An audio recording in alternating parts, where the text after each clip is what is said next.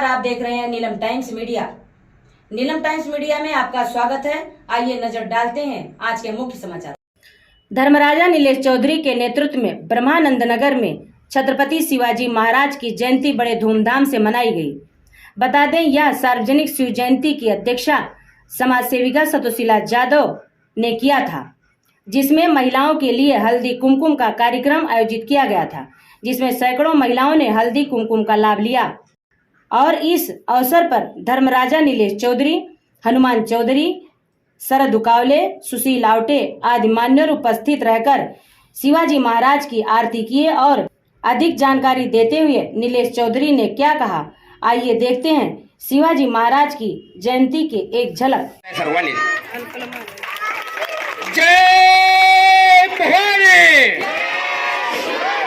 जय भवानी। स्वागत करावं।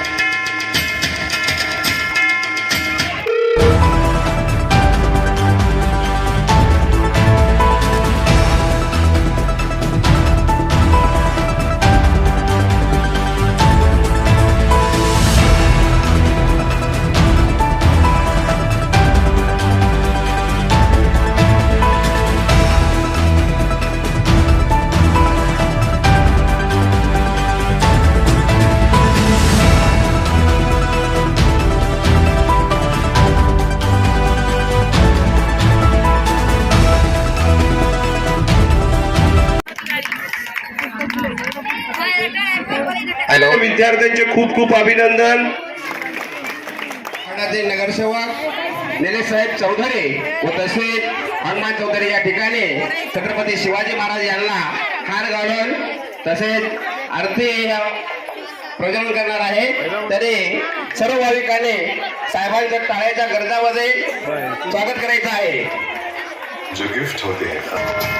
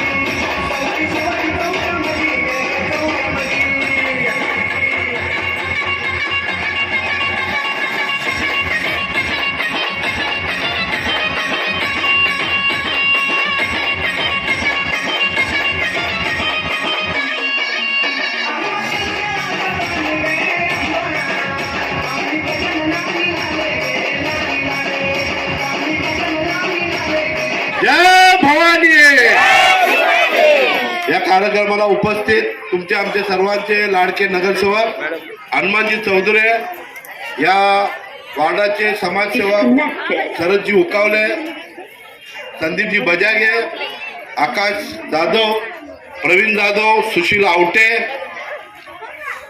आणि या कार्यक्रमाच्या अध्यक्षा सत्वशीला जाधव, समाजसेविका आबा असतील, कनसे असतील, सर्वांचं नाव घेता घेतलं तर कार्यक्रम खूप उशीर झालेला आहे. मी क्षमा मागतो. मी काय बोलतो ते फक्त तुम्ही जाणीवपूर्वक ऐका. मैं बाद में हिंदी में मैं बताता हूँ. अपने जो महाराज थे, जिनकी आज जयंती है, छत्रपती शिवाजी महाराज, आज ते कसे जगले आणि कसं त्यांनी राज्य केलं हे आपल्या मुलाला आणि आपल्या पूर्वजांना सांगा की आपल्या महाराज काय होते.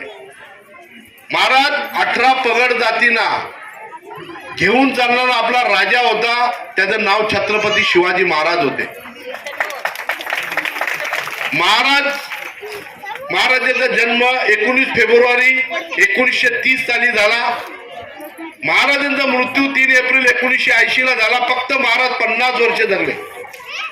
50 वर्ष जगताना त्यांनी कुठल्याही जातीपातीचा धर्म पंथ न बघता फक्त हिंदू धर्माचा आणि आपल्या सनातन धर्माचा पालन केला. आणि आज इतर राज्य नाही तर देश विदेशामध्ये ज्या राजाचं नाव घेतलं जातं ते आपल्या राजाचं नाव म्हणजे छत्रपती शिवाजी महाराज.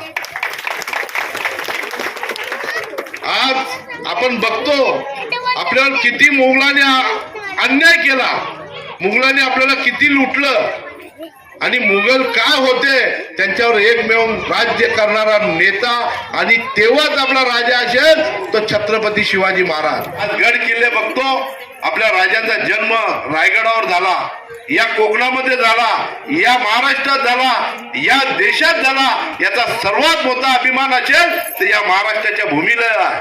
विश्व का नहीं, सबसे बड़ा कुंभ मेला, मतलब जहाँ पे हिंदू स्नान कर रहा है, हिंदू सोया हुआ था, उसको जगाने का काम अगर किसने किया है तो नरेंद्र मोदी और योगी जी ने किया है. इसका भी अपने को गर्व होना चाहिए.